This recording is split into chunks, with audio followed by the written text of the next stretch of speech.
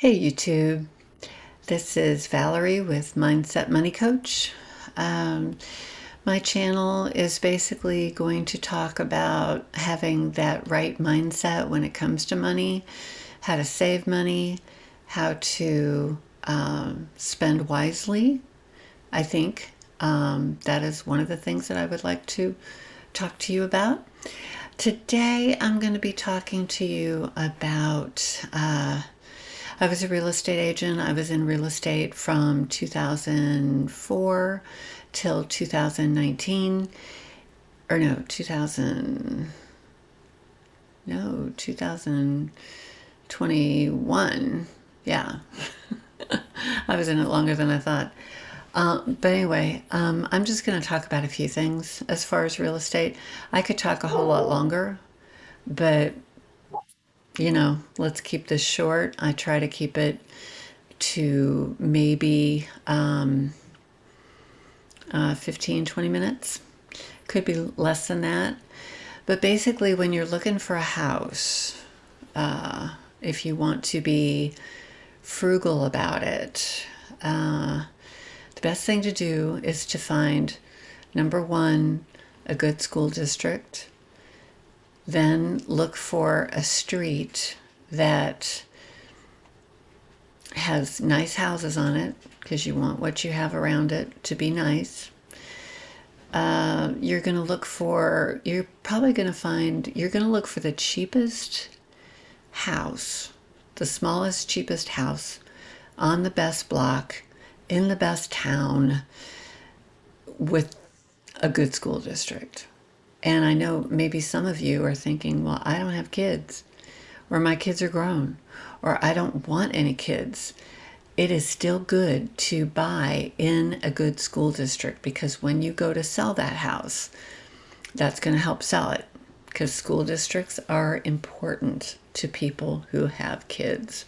So that's always a huge plus to buy in a school district that is a good school district. And case in point, that is what I did when I was married back in 2007. We bought a house that was, I've talked on other videos about living below your means. When we bought this house, we made more money that year than the house cost. And that is not normally the amount that people usually pay for their houses.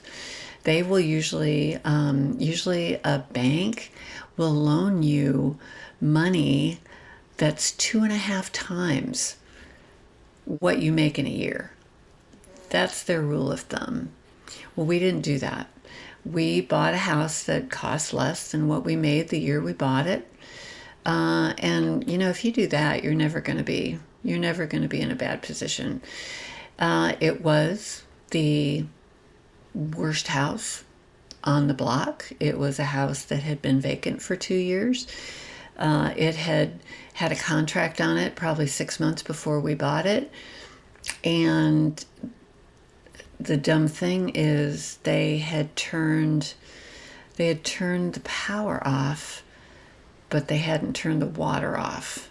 So it got cold, pipes froze, they had a flood, and the people who had the contract on the house backed out because, of course, they didn't want it. The people who owned the house at the time this all happened had to shell out $14,000 to fix the house. Well, then it was overpriced. It had too high of a price. And I think it had a couple different realtors. And then the realtor that had it when we found it basically priced it right. And we ended up getting it for a little under $100,000. The town that we moved into, we'd already been living there for a few years. We had been renting, and the schools were fabulous, and our kids were doing well, and we liked the schools, and so we knew we wanted to stay in that town. We bought this house, we fixed it up, we lived there for 11 years, you know, and I tell you what, we had instant love from the neighbors because this house had been a rental for years. I think the lady who owned it was in Japan or something. She lived there. She didn't even live in the United States. And when we moved in, people were like, "Did you buy this house? You're not renting it, are you?" And I'm like, "No, we bought it." And at that point in time when we moved in, I looked at it as, oh yeah, we'll be here at least 5 years. So everybody was very, very happy when we moved into this house. We had instant friendly neighbors that were very happy. So that's what I did. And 11 years later, when we ended up getting a divorce, for any women out there, the whole reason that I was able to stay in that house, if we had bought a $250,000 house instead of a $100,000 house, when me and my husband split up after 30 years, I wouldn't have been able to afford to live there. But as it was, I was able to still stay in the house. Part of the divorce agreement was that I had to either refinance the house or sell it. And I ended up selling it. And selling that house and making the money that I made changed my financial life. And so it worked out well for me. But part of the reason that it did is because we did not buy a house that was as much as we could afford. We went below our means and bought a house that was basically below our means. Okay, you've put the contract in. You're going to get a loan. Hopefully you have had your financing and been approved before you found that house. If you haven't, it's not that big of a deal. You can get that going pretty quick. Not every bank is created equal. Not every mortgage company. One might be able to do one thing and another one might be able to do something else. So it's good to shop around. You can go with who your realtor recommends. He or she is going to know the real estate or the loan mortgage people. That's part of what you know when you're in real estate. You know those people. You're all in this together. You work together all the time. So you know people that you know and you trust. And so they can hook you up with the right person. But you can also go on your own and find somebody that you like. That's totally fine. You are more than welcome to do that. But once you have your loan, the best thing to do, the most amount of money that you could put down on that house, the better. Because basically with the loan, the bank only wants to know that that house is worth what they are loaning you. So you're putting $20,000 down on a house, say it's a $200,000 house and you're putting $20,000 down.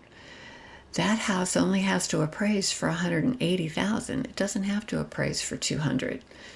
All the bank wants to know is that their money is going to a good place and going to a place that is worth the money they're loaning you. That's basically what it comes down to. So the more money you can put down, the better. Conventional loan is the best. FHA is, in my opinion, the next best. VA, a lot of people go with the VA. Military people will do that because it's zero down. But when you do a zero down loan from the government, you don't have any equity in that house. You have bought it, but you literally owe for every dime that you're putting into it. If you put 20% down or 20,000 or 30,000 or whatever, you already have instant equity because of the money that you've put down. It's kind of like a no-brainer.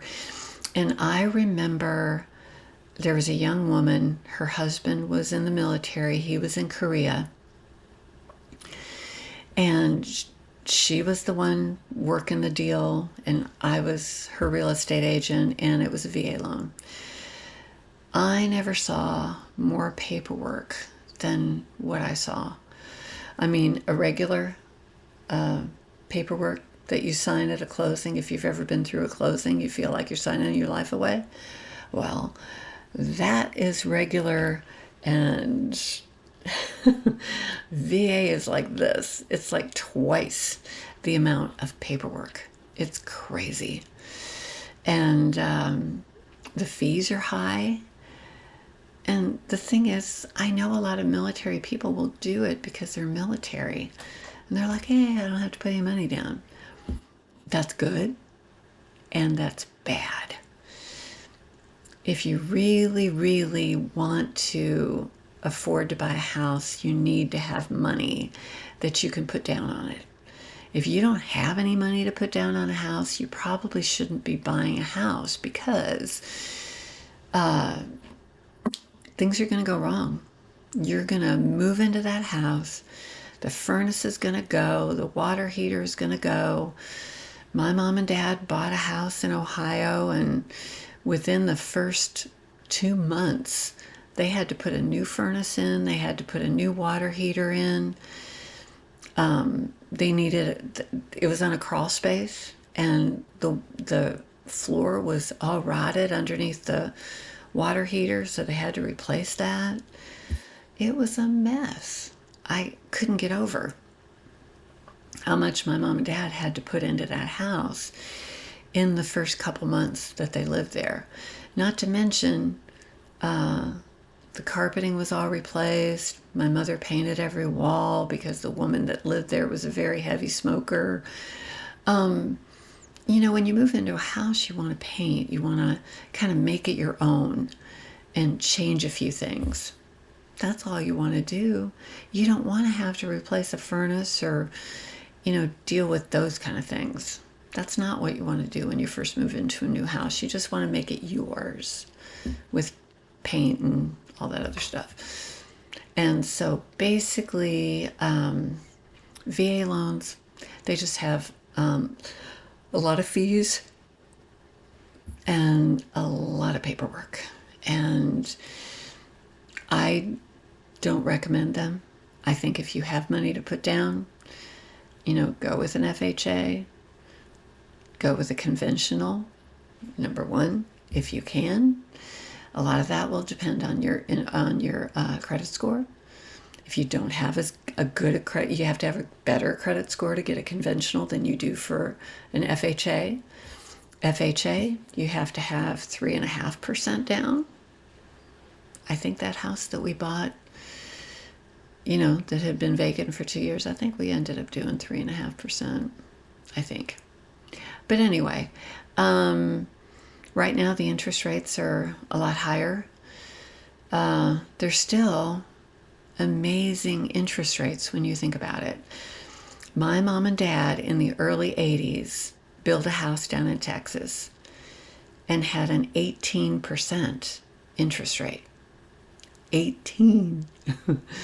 So I think the last I heard yesterday was an interest rate right now is 6 point something. That's still stinking good. That's a good interest rate. I remember the first interest rate that we had was 10. And then we refinanced after we'd been there a couple years and we went to 8, and we thought that was big. We're in single digits. Oh my gosh. Yeah. We were thrilled. So 6 point something, that's still considered a pretty low interest rate for a house. What we saw during COVID,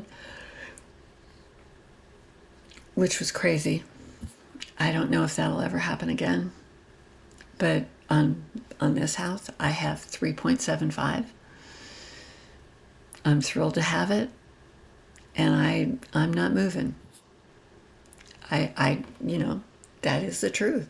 If you have a 3.75, you don't want to sell and now have a 6 point something. Deep down, you really don't want to do that. But for first-time home buyers who have never bought before, it's a good interest rate. If you don't have a house yet, don't sit there and not buy a house. it's still a good time to buy. There's not a ton out there. So prices are still high. Prices have not come down. Seller's market as of this time in 2024. I mean, if you're watching this at some other time, at this other later date, that might not be the case when you see this. This is for right now, first quarter of 2024. So basically, that is my video for today. The other thing that I did want to explain, and I think I did this in another video, but the name of my channel is Money Mindset Coach. YouTube had a AI program where you could kind of put in what your interests were, what you wanted to talk about, blah, blah, blah. And I did that, and they were the ones that came up with Money Mindset Coach. But when I heard it, I thought, it's perfect. It's really perfect. Money Mindset Coach. You have to have the right mindset about money. And I know from listening to Dave Ramsey, I have to say that after I listened to him and listened to him and listened to him, my mindset did change. Because when you start hearing what to do with your money, how to save, how to spend, when you start hearing those things and you keep hearing the same thing over and over again, because I know that when you watch my videos, the things that I say them more than once. But I say them more than once because the emergency fund is important. Getting out of debt is important. 3 to 6 months living expenses is important. All those things are important.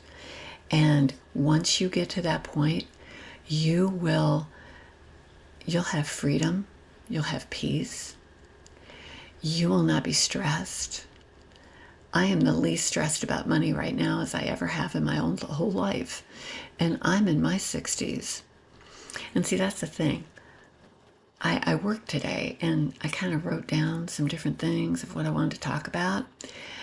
I have figured out that the best thing that I can do is just talk to you. I don't need to write things down. I really don't need to do that. I can talk directly to you and tell you what my heart is and how I wish the peace that I have. I wish all of that for all of you. I really do. I was stressed about money for, I'd say, most of my life, most of my adult life anyway. And I know what it's like to not feel stressed about that. And I got to tell you, it's an amazing feeling. It is an amazing feeling. And you know what? I know people who have a lot of people that I know have bigger houses than mine, have newer houses than mine. They have houses that I would actually love to have. But when somebody has spent 300, 400, 500,000, that was always scary to me. I didn't want to be in debt for that much. I really didn't. That was kind of that was freaky to me. I didn't want to be in debt for that much money. Because you got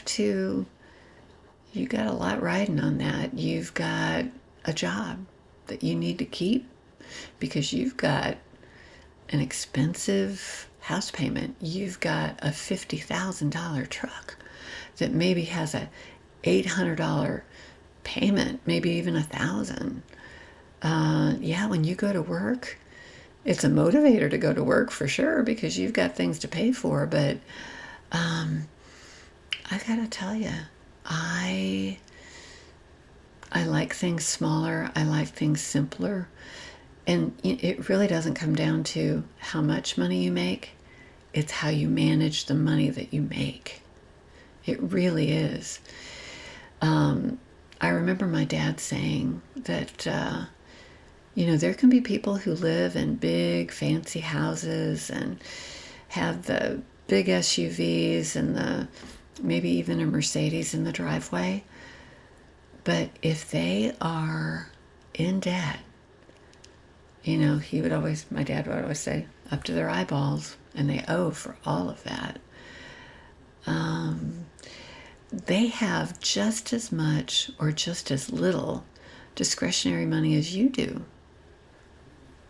So, yeah, they've got a bigger paycheck. They can buy a bigger house and they can drive a nicer car. But do they have any more money saved? Or discretionary money? Or are things tight for them too? It doesn't matter to me. I don't want to be strapped.